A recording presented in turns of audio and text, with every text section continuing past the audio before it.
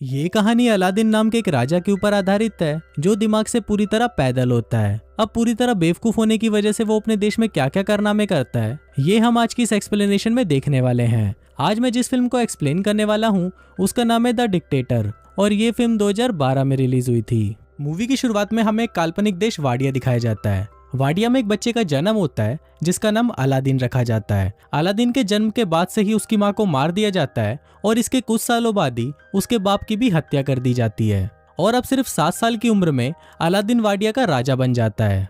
इसके बाद सीन यहीं कट होता है और हम कुछ साल बाद का सीन देखते हैं जहाँ अलादीन अब बड़ा हो चुका है।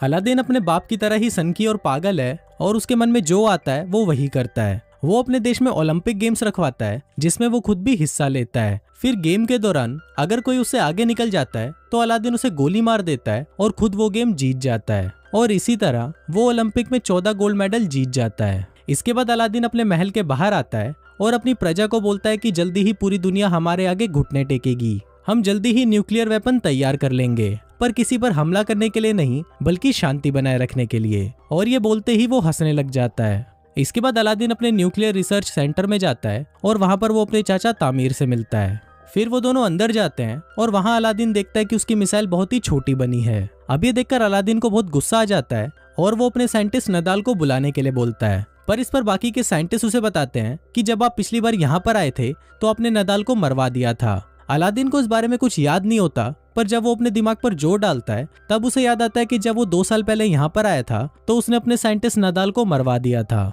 अब फिल्म वापस प्रेजेंट में आती है और एक साइंटिस्ट अलादीन को बोलता है कि शायद आप ये बात भूल गए थे, पर इस पर अलादीन हंसते हुए उसे बोलता है कि मैं भूला नहीं था और फिर वो उस साइंटिस्ट को भी मरवा देता है। इसके बाद अलादीन वापस अपने महल में आ जाता है जहाँ पर उसकी सिक्योरिटी में सिर्फ लड़कियां होती हैं। दरअसल अलादीन अपनी सिक्योरिटी के लिए सिर्फ लड़कियां ही रखता है ताकि बाद में वो उन्हें बचा सके। फिर जब अलादीन अपनी कार से बाहर निकलता है तभी वहाँ एक आदमी आकर उसे गोली मार देता है, पर बाद में हमें पता चलता है कि ये आदमी अलादीन नहीं बल्कि उसका डुप्लीकेट था। दरअसल अलादीन हमेशा ही अपने साथ एक डुप्लीकेट रखता है ताकि जब भी उस पर हमला हो तो हमेशा उसका डुप्लीकेट ही मारा जाए।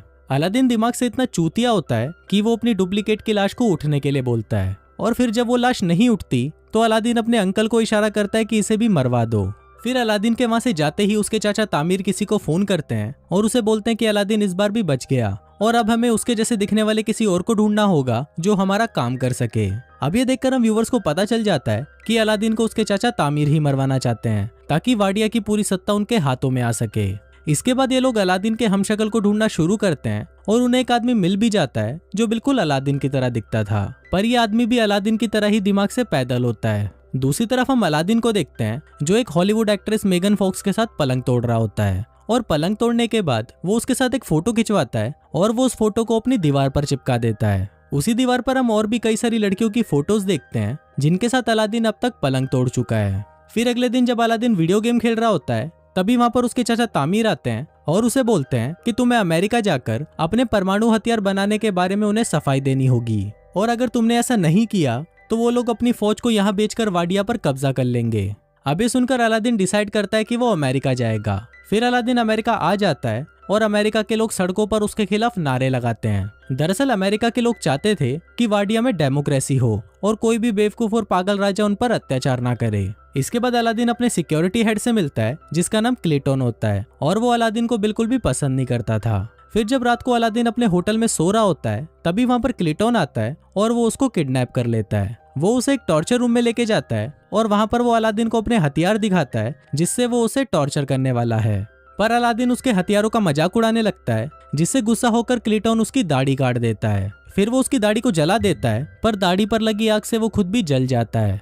दूसरी तरफ अलादीन भी खुद को रस्सियों से आजाद कर लेता है और वहां से भाग जाता है। अब अलादीन की दाढ़ी कट जाने की वजह से कोई भी उसे पहचान नहीं सकता था। फिर अगले दिन अलादीन उसी जगह जाता है जहां पर उसे भाषण देना था। तभी वो वहां पर देखता है कि उसका हमशक्ल उसके चाचा तामीर के साथ वहां पर भाषण देने के लिए जा रहा है और अब अलादीन ये सब देखकर समझ जाता है कि ये सारा खेल उसके चाचा तामीर का है। अब अलादीन को बहुत ज्यादा गुस्सा आ जाता है और वो रेलिंग तोड़कर अंदर जाने की कोशिश करता है, पर तभी सिक्योरिटी उस पर हमला कर देती है और वो नीचे गिर जाता है। तभी वहां पर जोई नाम की एक लड़की आती है और वो उसे स्कूटी पर बिठाकर वहां से ले जाती है। इसके बाद जोई उसे अपनी दुकान पर लेके जाती है जहां पर वो काम करती थी।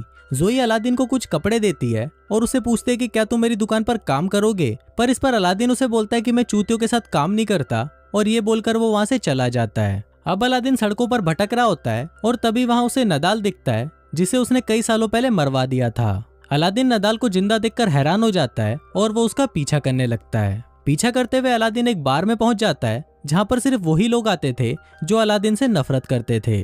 तभी वहाँ पर काम करने वाला एक आदमी अलादीन को पहचान लेता है और वो सभी को बता देता है कि ये अलादीन है। दरअसल उस बार में जितने भी लोग थे उन सभी को अलादीन ने मरवा दिया था, पर उनमें से कोई भी मरा नहीं था और वो सब भागकर अमेरिका आ गए थे।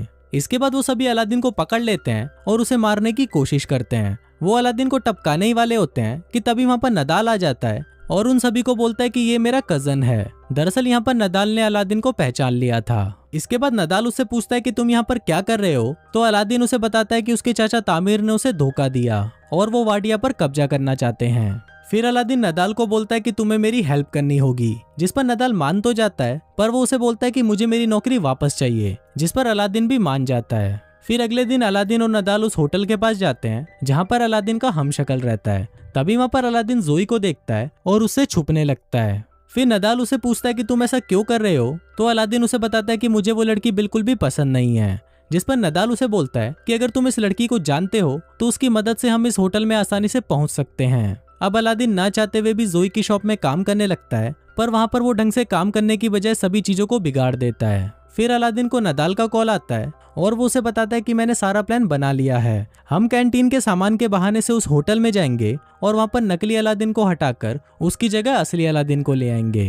अब अलादीन को ये प्लान अच्छा लगता है और इसके साथ साथ उसे धीरे धीरे जोई भी पसंद आने लगती है, जिसकी वजह से अब वो शॉप में अच्छे से काम करने लग जाता है और वो उसकी शॉप का पूरा नक्शा ही बदल देता है। फिर एक दिन शॉप में एक औरत को लेबर पेन होने लगता है और उस समय इतना वक्त नहीं था कि उसे हॉस्पिटल ले जाया जा सके। अब अलादीन को पता नहीं होता कि डिलीवरी कैसे करवाई जाती है, पर फिर भी वो उस औरत की सक्सेसफुल डिलीवरी करवा देता है। अब ये देखकर जोई भी अलादीन से इम्प्रेस हो जाती है और उसे उससे प्यार हो जाता है। फिर जोई अलादीन को बोलती है कि वो अपनी पूरी जिंदगी उसके साथ बिताना चाहती है, पर इससे पहले अलादीन उसे बोलता है कि मैं तुम्हें कुछ बताना चाहता हूँ, और फिर वो जोई को अपनी सच्चाई बता देता है। अब सब कुछ सच जानने के बाद जोई उससे बहुत गुस्सा हो जाती है और वो उसे वहाँ से जाने के लिए बोलती है। फिर अलादीन जब सड़कों पर घूम रहा होता है तो वो टीवी पर देखता है कि वाडिया के लोग उसके जाने से बहुत ज्यादा खुश हैं और वो अपने देश में डिक्टेटरशिप नहीं चाहते।